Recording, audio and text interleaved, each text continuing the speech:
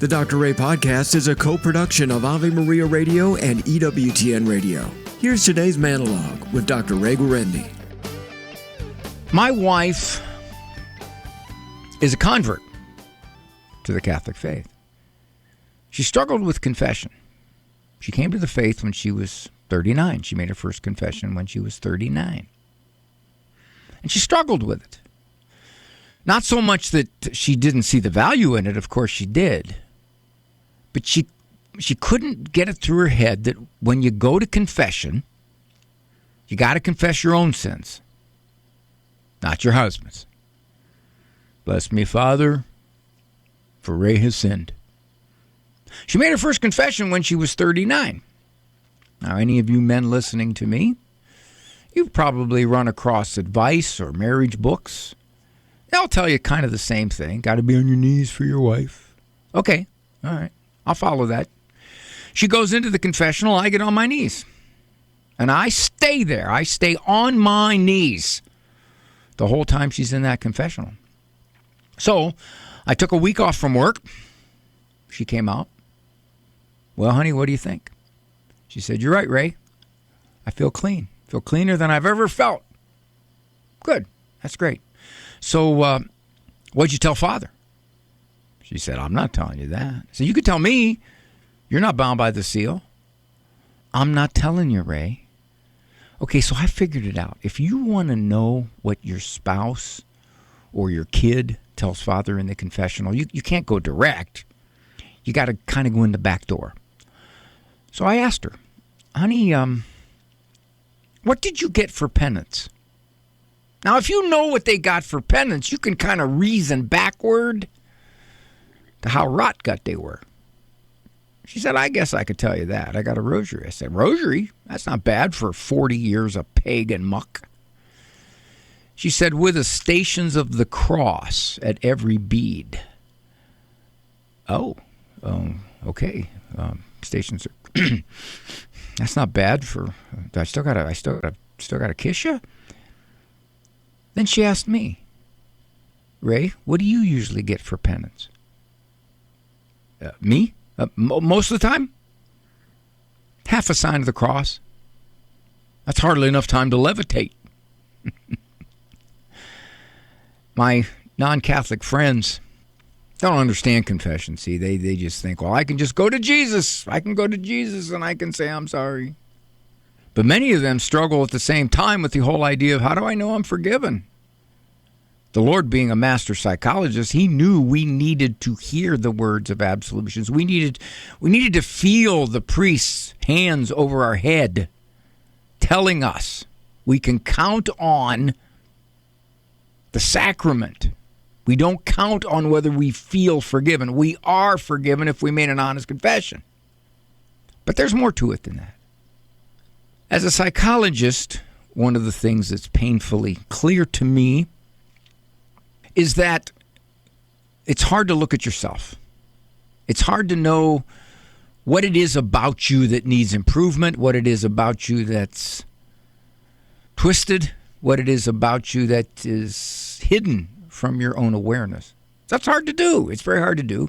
And naturally, we avoid scrutinizing ourselves. Who likes to scrutinize yourself? It's painful. I don't want to look in a psychological mirror.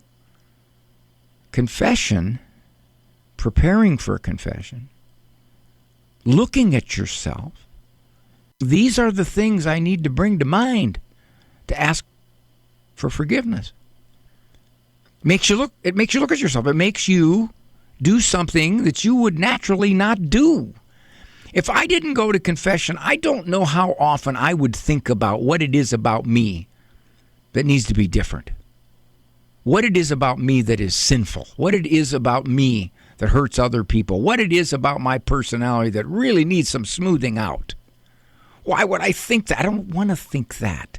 And I know many of you are frustrated with people in your lives when you say things like, can't they see what they're like? Can't they see what they're doing? They accuse other people of the very same things that they do. Are they blind? Maybe in a way they are. Or maybe in a way they don't want to look. I don't want to look at my flaws, my sinfulness, my weakness. I don't want to do that. But confession requires that. It makes me look at me. Now, of course, I got a wife, so she can make me look at me too. That helps. But on my own, if I didn't go to confession, I'd be much less likely to say, what is it about me that I need to change? What is it about me that God would want me to discard or improve? Jesus is the Master Psychologist. He knew we needed confession. It'd be so easy for me to go kneel by my bed and say, Lord, I'm sorry for all my sins. Oh, that's great. I didn't even have to look at which ones it was.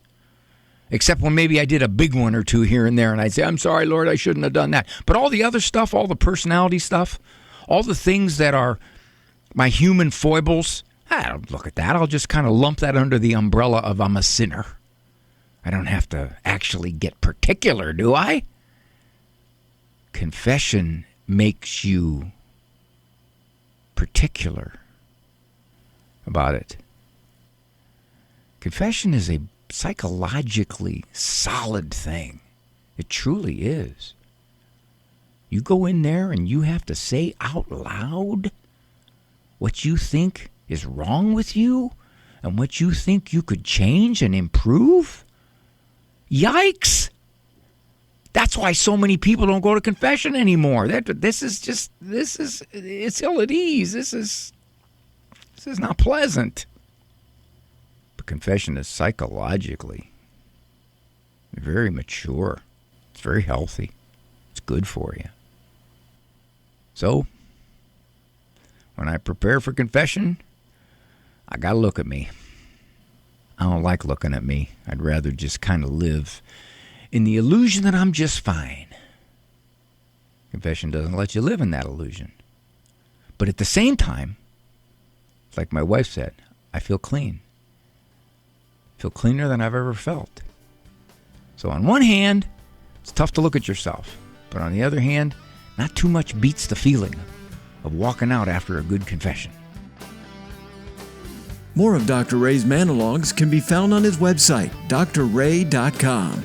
Monologues as well as full-length programs of The Doctor Is In can be heard at AveMariaRadio.net and EWTN.com/radio.